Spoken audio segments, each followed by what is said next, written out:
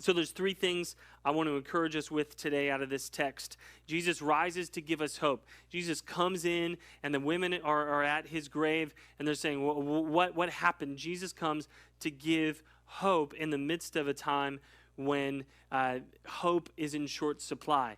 We are all struggling, I know, as we look around to say, where's the hope? Who are we going to put our hope in? And hope is a result of where you put your faith. So if you put your faith in the government for your salvation, for everything in your life, then your hope is only go so far as the power of the government can bring. If you put your hope in another person, that hope only goes so far as the power of that person, right, to bring hope. And we put our faith in different things. And I know right now, all of us are experiencing the gap between what can be provided to us by government, by our family, by our friends, and what we need.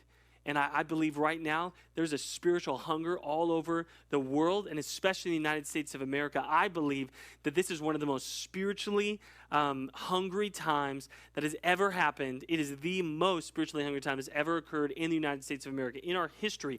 And there's been great awakenings. There's been so much that's happened in U.S. history. But I believe right now the result of this season, the result of Easter Sunday 2020, is going to be revival. And we're not going to experience it until a few months go by. But what I believe is you are going to, as you watch this, you're putting your faith in Jesus. You now have hope for your life. And what we're going to see when we get back together, I don't know when that is, but when we get back together, what you're going to experience is you're going to experience new people coming in, people you've never met before. You're going to come to Jesus this morning, and you're going to come to church at the Goodman Center, and you're going to see people that you've never seen face to face, and the community is going to grow. That's what's going to happen, because we're not putting our hope in all these lesser things. We're going to put our hope in Jesus. Jesus rises to give us hope. And the reality for us is that, and we've said this for the past couple of weeks, but it bears repeating, is that as we experience fear